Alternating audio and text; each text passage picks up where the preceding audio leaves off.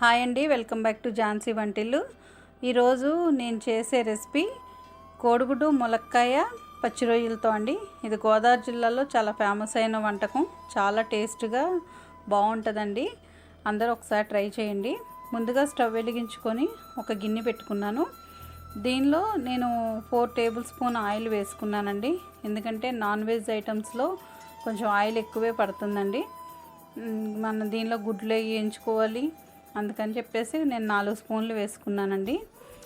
దీనిలో కొంచెం పసుపు వేసుకున్నాను ఎగ్స్ వేయించుకోవడానికి. ముందుగా నేను ఎగ్స్ని ఉడకబెట్టుకొని దాని పెంకులై తీసేసి కొంచెం చిన్న ఘాట్లుగా పెట్టుకున్నానండి. ఎగ్స్ని వేసాను. ఇవి కొంచెం పచ్చివాసనలాగా, అంటే నీసు వాసన అది రాకోకుండా ఉండాలంటే కొంచెం పసుపులో వేయించుకుంటే బాగుంటుందండి. గోల్డెన్ బ్రౌన్ కలర్ వచ్చే వరకు కూడా వేయించుకున్నాను నేను. చూడండి, ఒకసారి గోల్డెన్ బ్రౌన్ కలర్ వచ్చినాయి. వీటిని ఒక గిన్నెలోకి తీసేసుకుంటున్నానండి. ఇవన్నీ గిన్నెలో తీసేసుకున్న తర్వాత ముందుగా నేను ములక్కాయలు కట్ చేసి పెట్టుకున్నాను. అవి కూడా ఒకసారి ఆయిల్లో వేయించుకోవాలండి. ఎందుకంటే ములక్కాయ పచ్చివాసన పోతుంది. ఆయిల్లో వేసినాక ములక్కాయ అనేది కూరలో వేసినప్పుడు మనకి గరిటతో కదుపుతున్నప్పుడు విరిగిపోకుండా ఉంటాయండి.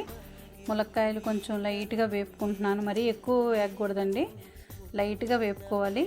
ఇవి కూడా వేగినవి. ఇవి కూడా గిన్నెలో తీసేసుకుంటున్నానండి.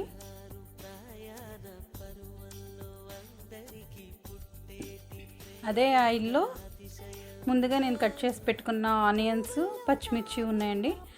అవి కొంచెం లైట్గా వేయించుకుంటున్నాను. నేను పసుపు వేయలేదండి, ఎందుకంటే ఆయిల్లో ముందుగా నేను ఎగ్స్ వేయించుకున్నప్పుడు పసుపు వేసుకున్నాను కాబట్టి నేను తర్వాత వేసుకుందామని చెప్పి పసుపు ఉంది కనుక నేను వేయలేదు.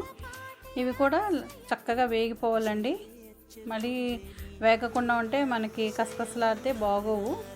అందుకని చెప్పి చక్కగా వేగాలండి. చూడండి, చక్కగా వేగిపోయినాయి.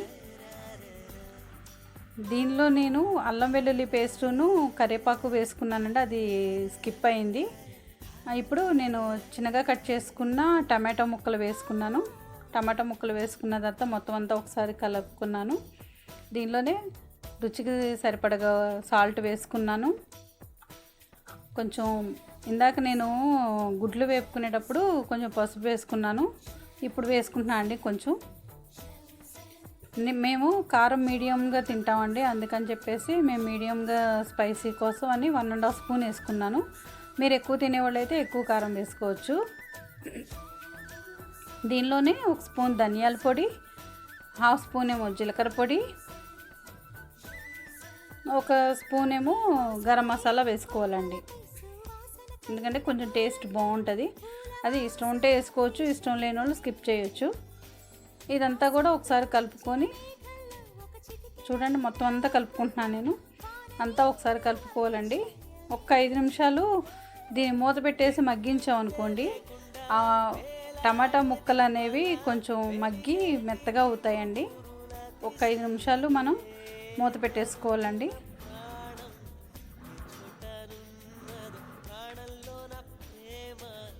చూడండి, చక్కగా మగ్గిపోయినాయి.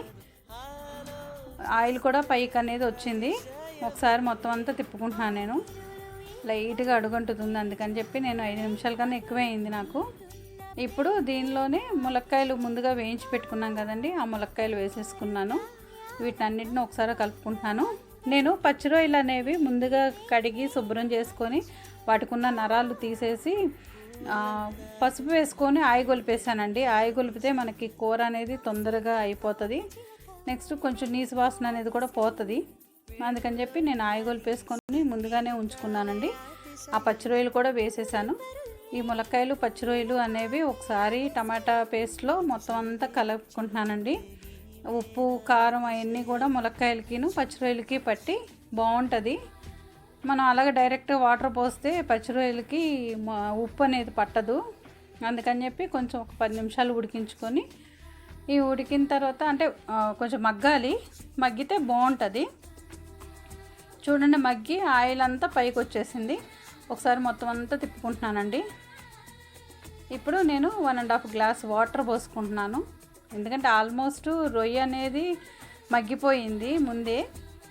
జస్ట్ ఇవి ఆయిల్లో కొంచెం ఫ్రై అయినాయి కాబట్టి ములక్కాయలు ఒక 5 నిమిషాలు మనం ఉడికించుకున్నాం అనుకోండి, చక్కగా ఉడికి బాగుంటుంది. దీనిలో నేను కొంచెం పులుపు కోసం అని చెప్పి చింతపండు రసం వేసుకుంటున్నానండి. ఎందుకంటే ఇప్పుడు సమ్మర్ సీజన్ కాబట్టి మనకి టమాటోలో అంత పులుపుదనం అనేది ఉండదు. అదే వింటర్ సీజన్లో అట్లయితే పుల్లగా ఉంటాయి టమాటాలు, అప్పుడైతే మనకి ఇది స్కిప్ చేసుకోవచ్చు, పులుపు వేయక్కర్లేదు చింతపండు పులుసు. ఇప్పుడు లేదు కనుక నేను కొంచెం చింతపండు పులుసు లైట్గా వేసుకుంటున్నాను, ఎక్కువ వేస్తే కనుక బాగోదు. ఇప్పుడు ఒక 10 నిమిషాలు ఉడికించుకుంటున్నానండి. ఎందుకంటే ములక్కాయ అన్నీ ఉడకాలి కాబట్టి ఒక 10 నిమిషాలు టైం పడుతుంది. ఈ కూర అంతా అయ్యేపటికి ఒక హాఫ్ అన్ అవర్ టైం పడుతుందండి. అంటే మీడియం ఫ్లేమ్లో ఉంచుకొని చేసుకోవాలి. ఇప్పుడు ముందుగా మనం ఉడికించి వేయించుకున్న ఎగ్స్ ఉన్నాయి కదా, అవి వేసేసి మొత్తం అంతా ఒకసారి తిప్పి మళ్ళీ ఒక 5 నిమిషాలు ఉడికిస్తాయి. ఎందుకంటే ఎగ్స్కి ఉప్పు అనేది పట్టి చక్కగా బాగుంటుంది. ఈ పులుసులో ఎగ్స్ ఉడికేపటికి కొంచెం టేస్ట్ అనేది మారుతుంది, చప్పగా ఉండకుండా బాగుంటుంది. ఒక 5 నిమిషాలు మగ్గబెట్టుకొని మనం తీసేసుకోవచ్చండి. పైన మనం గార్నిష్ కోసం ఏంటంటే కొత్తిమీర వేసుకుంటే ఇంకా టేస్ట్ బాగుంటుంది. కొత్తిమీర వేసుకొని ఒకసారి నేను మొత్తం అంతా కలుపుకొని దింపేసుకుంటున్నానండి. ఒకసారి అందరూ ట్రై చేసి చూడండి. ఈ మూడిటి కాంబినేషన్ చాలా టేస్ట్గా ఉంటుంది, చాలా బాగుంటుంది. ఒకసారి టేస్ట్ చేసి నాకు కామెంట్ బాక్స్లో కామెంట్ చేయండి.